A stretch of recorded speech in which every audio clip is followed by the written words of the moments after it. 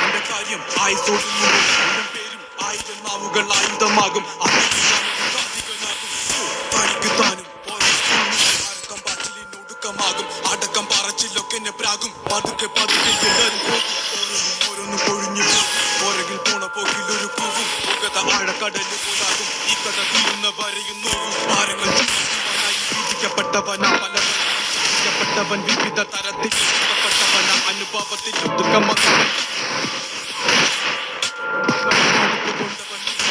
കൊണ്ടുണ്ടാക്കിയ കിടന്ന് പെടച്ചു മരിച്ചു കഴിഞ്ഞാൽ എല്ലാരും മറക്ക്